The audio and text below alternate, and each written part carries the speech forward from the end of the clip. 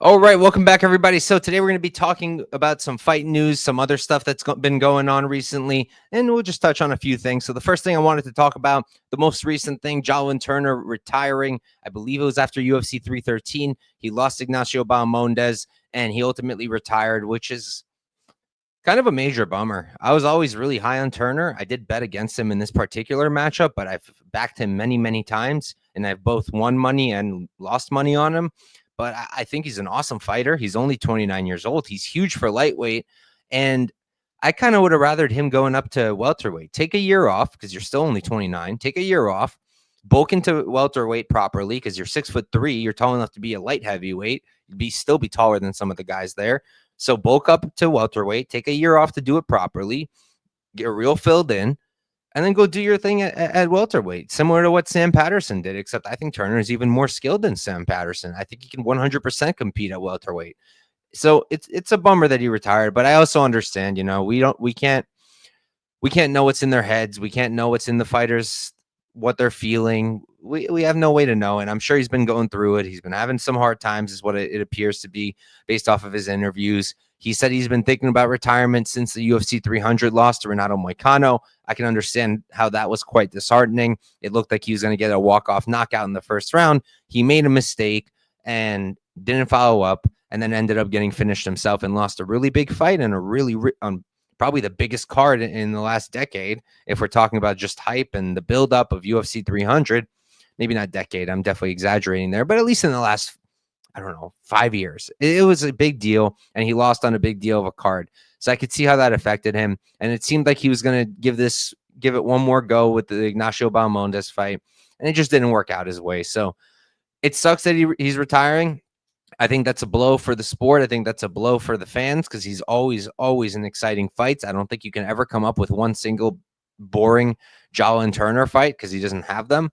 And I hope that he's able to, get things going more in his direction, kind of work on his mental health, work on himself, and be able to come back because I do think he still has a lot of potential and he can still have a future because he's only 29.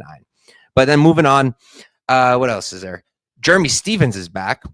That's crazy. That's crazy for a bunch of reasons. First of all, I think it's been 3 or 4 years since he left the UFC. He's now 38 years old or something around that, along those lines.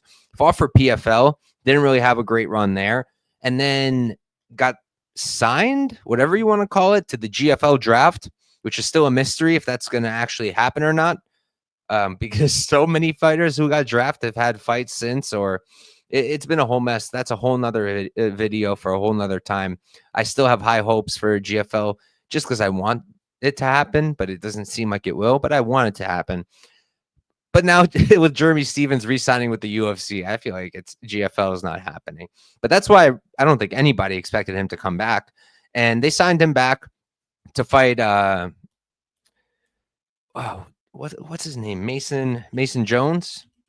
That's his name, right? I just don't want to say it. No, that's not it. Yeah, Mason Jones. So he got signed to fight Mason Jones, who also got cut from the UFC. It was after he lost to Ludovic Klein. He went to Cage Warriors, and since then he's won 4 or 5 fights. And if you guys don't remember Mason Jones, make sure you should go watch back some of his fights. Like him versus Mike Davis was a sick fight. Him versus David Onama was a sick fight. All of his fights are a lot of fun. He's a really, really violent, aggressive fighter. Not much defense, which makes it more fun and just brings the offense. And he's really good. Mason Jones is also very talented. And the fight with him and Jeremy Stevens is just, it's going to be violence. It's going to be an absolute war. Both of them don't have great defense. Both of them hit very hard. Both of them like to be on the front foot, be the one advancing. And I think we're just going to see two guys collide and just bring the heat. And I think Mason Jones will probably win. He's the younger guy. He's the one who's been active and, fighting a lot. He fought a lot last year. And Jeremy Stevens, not so much. He's been a little bit less active, been doing his thing. I believe he had a bare knuckle boxing fight as well. I don't remember exactly because I don't really follow bare knuckle. But I feel like Mason Jones should definitely win that fight. But regardless, it's a really good booking. And I'm all for bringing Jeremy Stevens back, even if it's only for a couple more fights. He's a really fun fighter, and so is Mason Jones. So that was good by the UFC there. And then another fight announcement recently, Bo Nickal will be taking on Renier de Ridder. And for the first time in probably ever, we can get Bo Nickal at like a decent price. He's like minus 250, minus 200. I saw it's a little wider now. I haven't really been following the line because I'm not interested in getting in this early. But I can see why they're making it a closer line because we saw him against Paul Craig, a guy who's a good grappler. So he didn't want to bring it to the ground and he just didn't stand out at all on the feet whatsoever. And now he's getting a really similar matchup in RDR, but RDR is a little bit more dangerous than Paul Craig because Paul Craig can't really wrestle himself. RDR can grapple offensively decently, and he's also very, very dangerous, similar to Paul Craig on the ground. I'd say maybe even more dangerous than Paul Craig on the ground. And if he can get Bo Nickal down there somehow, or if Bo Nickal takes him down, he can possibly submit Bo Nickal. But I imagine that it's going to play out similar to the Paul Craig fight, where RDR probably won't have the grappling to get Bo Nickal down, and Bo Nickal definitely can, but he probably won't do it, just like he didn't against Paul Craig, and he's just going to stand with him. And again, he probably won't stand out too much, but he should outstrike RDR, sorry, because RDR is very slow, very plotty, extremely hittable, and Bo Nickal, while not the best striker, very explosive, very athletic guy. And I know this is the year of undefeated fighters losing their O's, but I don't think Bo Nickal is going to be the one to lose his O. I think he's going to be one of the ones who keeps it. So we'll see what happens, but good booking, good next step up for Bo Nickal, and I think he gets it done.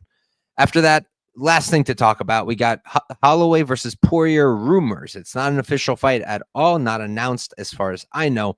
Just some rumors going around. I've seen them in a few places now, and I just wanted to talk about it because it's an awesome fight. I'm happy Holloway now is up at lightweight. I think there's a lot of fun fights to be made here for him. Fights against Poirier, fights against Oliveira, stuff like that would be sick. And Poirier's been pretty vocal now that his next fight is his last one. It's going to be his retirement fight.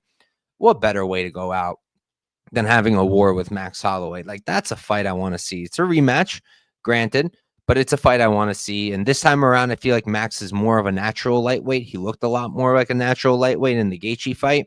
And I think that this time around, I think he can beat Poirier, especially because Poirier is a little bit older now. Max still only 33, 32, which is nuts considering how many fights and how many wars, and he's been champion and all that, but he's still the younger guy.